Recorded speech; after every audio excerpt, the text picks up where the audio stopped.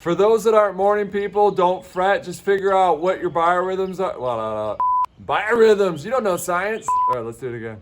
Hey, it's someone best-selling author and keynote speaker Erik Qualman, but most of you know me as Equalman. Today, we thought it'd be important as the world is topsy-turvy right now, and that especially applies to the economy and also investments. We thought it'd be great to get 7 super tips from one of America's top investors. That's right, we have 7 super tips from Bill Ackman. Before we get into the 7 super tips, whatever we do in life, whether that's investing, whether you're a school teacher, whether you're a CEO, it does not matter. Success all comes down to one thing. It's focus.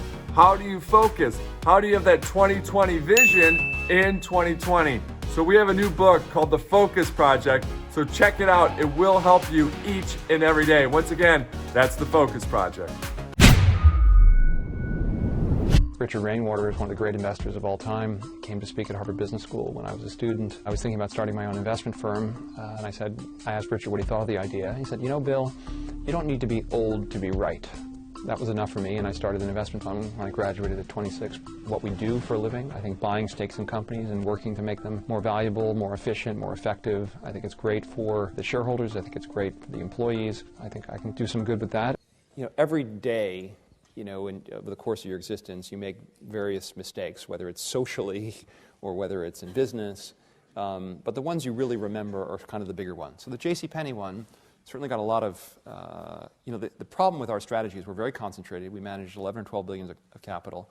So when we make a mistake, it's going to be really big, right? The numbers are, we lost $500 million on JCPenney. Well, that was 4% of our capital. Now that sounds a little smaller, but that's not how the press is going to present it. But it's very, very helpful to have mistakes that you notice. And so I wouldn't run around engineering mistakes.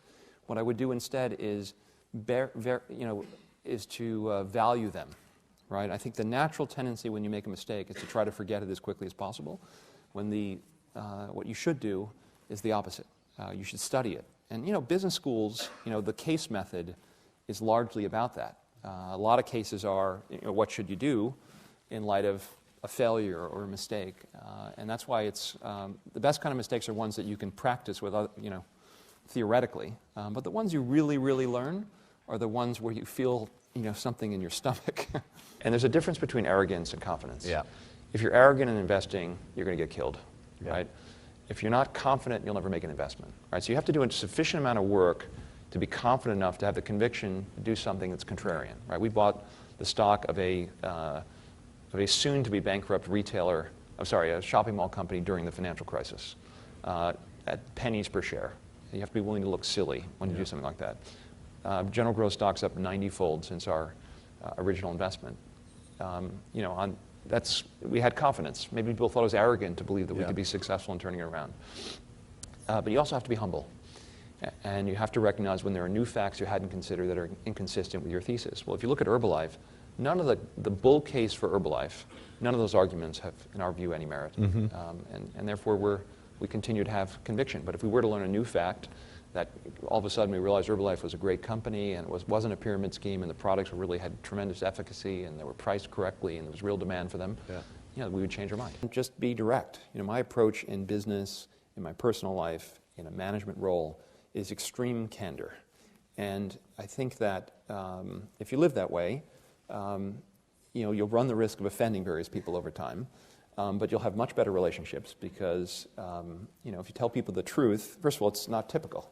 A lot of people, in the interest of politeness or fear of confrontation or it's just uncomfortable, don't speak the truth. And that goes for people on boards. Mm-hmm. There are lots of examples of super talented people sitting around the room as an institution is failing. Think of all the banks during the crisis where people were not willing to confront the CEO. So I'm willing to confront the CEO, but I'm completely candid with him about his successes and his failures.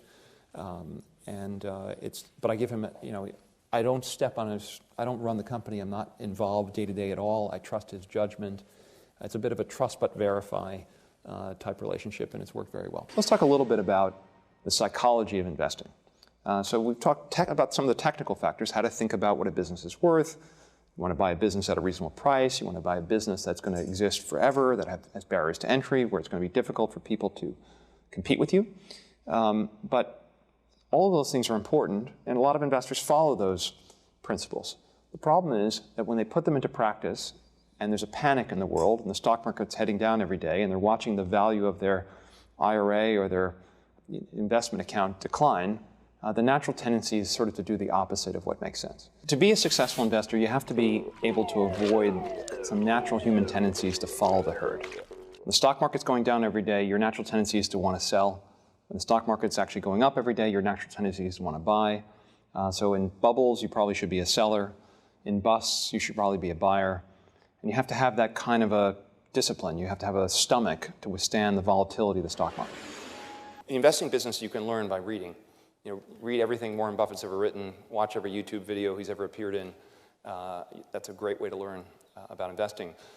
But investing is more than just, the way to really understand investing is to understand a business. And one of the most important skills you need as an investor is distinguishing between a great business, a good business, a fair business, and a bad business. And one way to get a sense of the quality of a business is go to work for one. So the recommendation I give to people graduating from business schools these days is this is the greatest time in history to work for a startup. There are lots of incredibly interesting businesses being formed.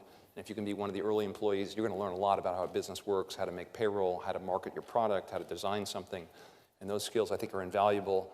First of all, you might even find it really interesting. You might have joined the next Facebook, so that's one thing. Even if the business fails, you'll learn a ton from that. I think that's the best experience you can get, ultimately, to be a good fundamental investor.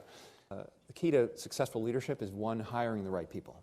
I have the benefit of not inheriting anyone because I hired everyone in the company. I interview every receptionist, I interview every secretary, I interview every investment person, and so I get to pick, ultimately, everyone that I work with, and that helps leadership a lot. Because if you hire, the key behind leadership, if you hire super talented people, you don't need to do that much leadership because they're going to do the right thing.